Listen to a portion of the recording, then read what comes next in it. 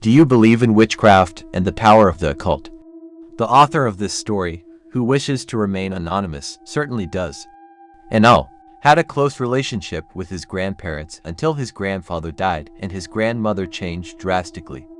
It was as if something had taken over her personality. Perhaps the dark secret that was about to be discovered in that house was the cause. This is the story of Inal.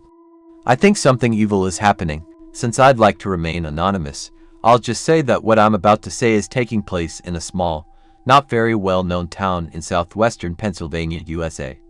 It started with a death. When I was 14 years old, my grandfather died of cancer in one of the rooms in my grandparents' house. For several years after that, we would smell strongly of roses and baby lotion. You see, I used to rub my grandfather's feet with baby lotion when he was dying. And it wasn't just my imagination. Other people, including my grandmother's new boyfriend, who had no idea of the story or that anyone had died in that room, smelled those scents too. In my mind, this was something paranormal, but also very welcome. I didn't feel anything negative about it. There were even cases where the doorbell rang randomly when we were talking about my grandfather, and no one was at the door. Bear in mind that the backyard is all enclosed with a 6-foot-tall black iron fence, so a ring the bell and run game played by neighborhood kids was not the case. My grandfather's spirit was the case, I was sure. Over the past 2 years, however, things have started to go wrong. My grandmother had a drastic personality change. She used to be a kind person who tended to be pretty positive, and now she hates the world, never smiles, is cruel to most people, and hates the mention of my grandfather's name. The reason I write this now is because 2 weeks ago we got into a heated fight where she mentioned my grandfather's name and stated that she was glad he died. Needless to say, I moved out of the house. I was living with her. I went back to my parents' house.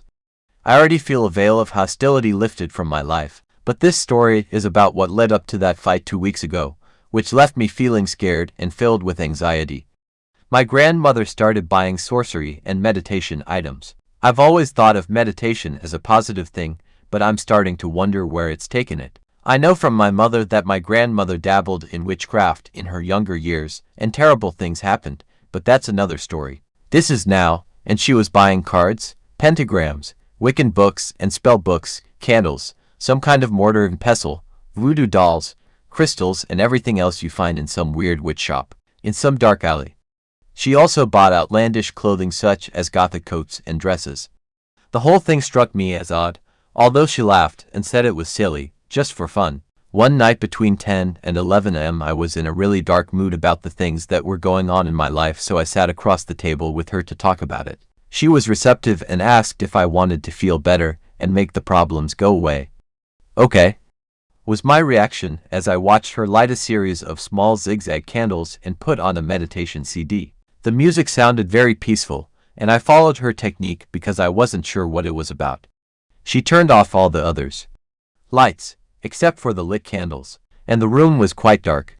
She told me to focus on one flame and only that flame, and to will someone's spirit to control their energy. I chose a particular flame that caught my attention, and I fixed my gaze on it. It was all I could concentrate on. In fact, I was starting to travel and believe that I was becoming hypnotized by the flame. The rest of the universe disappeared for me, and my whole being became paralyzed. There was no sense of time, place, or anything other than the intensity of that flame. It shivered horizontally, gathering strength and flickering faster back and forth. The flame seemed to be out of control. It was growing, getting taller, and swaying in different directions. My heart started to beat faster. I couldn't take my gaze off the flame. The only thing I noticed besides this flame was that the other flames around my peripheral vision were small and calm, but the flame I had been looking at so intently was now spiraling out of control and towering above the others. I felt scared, but still couldn't look away.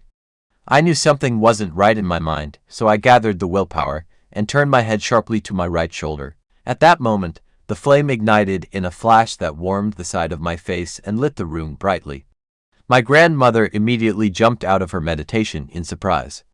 Then that was gone. The flame returned to normal, the same size and calm as the others.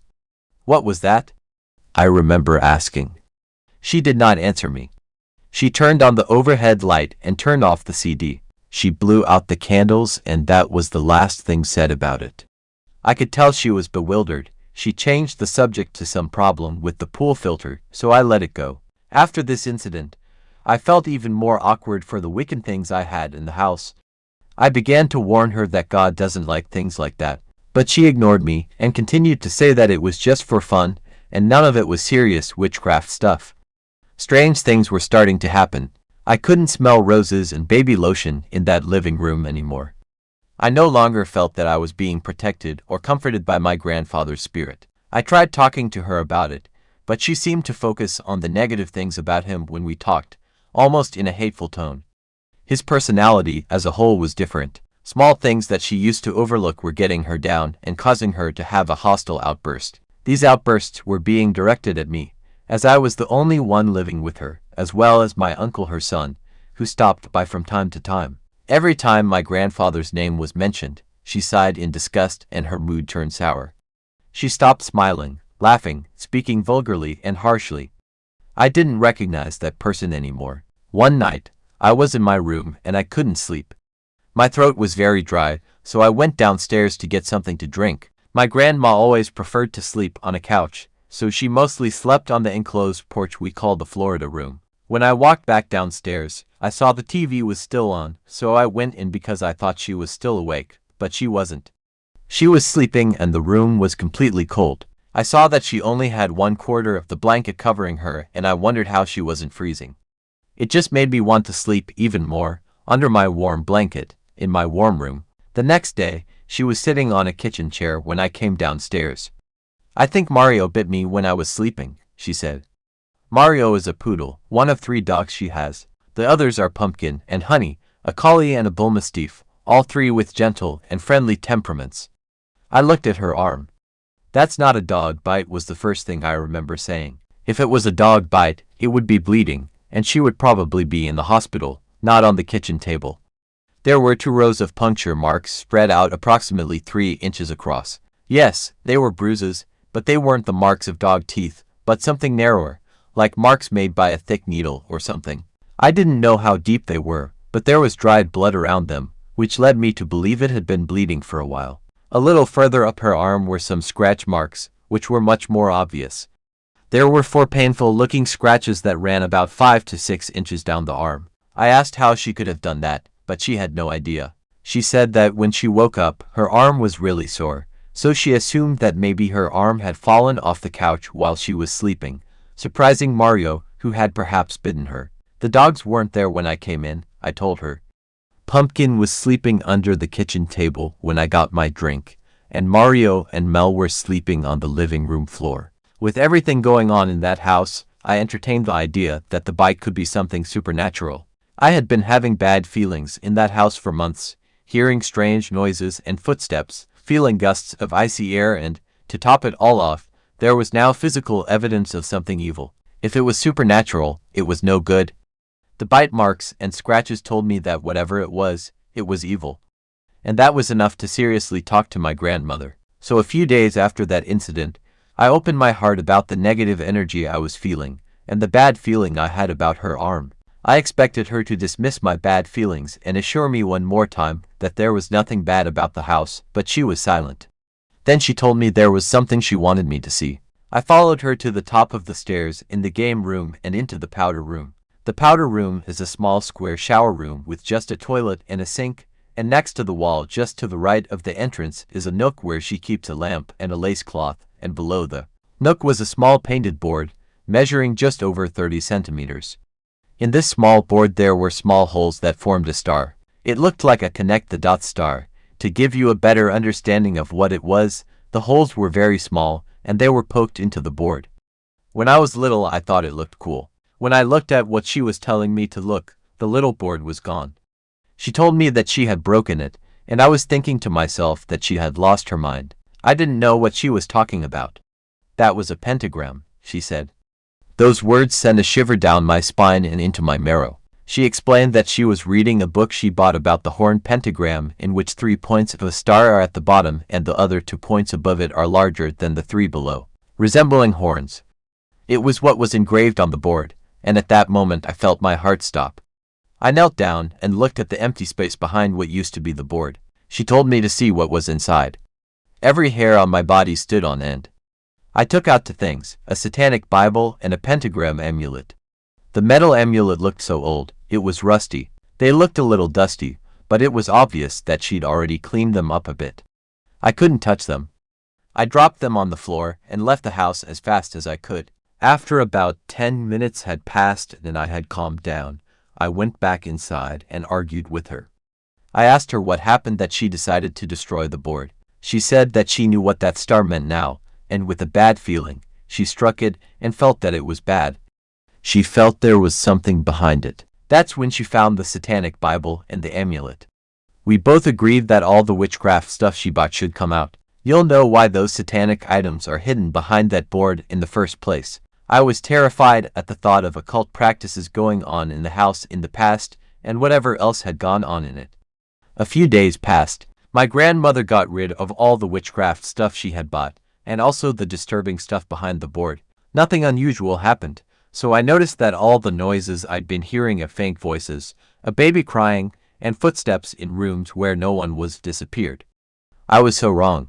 It was really cold one night. My grandmother and I were in the kitchen rubbing our arms because it was so cold. She was about to shower in the downstairs bathroom and then go to bed.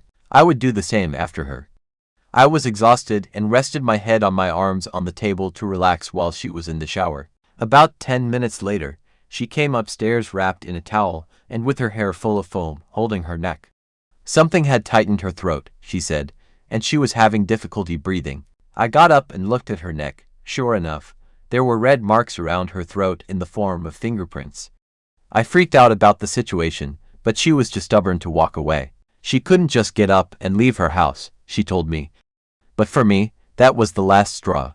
I found myself constantly dodging evil spirits with prayers and frantically searching for some answers and solutions. Things were getting worse. She was starting to wake up with bruises on her arms and legs that she couldn't explain. Her behavior was so hateful now that I avoided her at all costs. I left the house whenever I could, and every time I set foot inside, the same heavy, awful feeling filled me. The doorbell started ringing all the time, but there was no longer a good feeling about it. There were no tender, comforting feelings and no scent of roses. There were, however, frequent gusts of cold air, strange noises, and then scratches started to appear all over my leg during the night. I had no trouble sleeping, but one morning in the shower I noticed multiple bruises on myself. Then 2 weeks ago we had a fight. Words I never thought I'd hear came out of his mouth, but I couldn't help someone who didn't want to be helped. And that night was the last I spoke to her. I am currently living with my parents and hope that my grandmother will seek professional help to bless that house. The experience of everything that happened shook my beliefs. It also gave me respect for the paranormal and profound struggle to live a holy life. I can only hope that readers take this as a warning not to open the door to things they will regret. Never give evil a sign that it is welcome.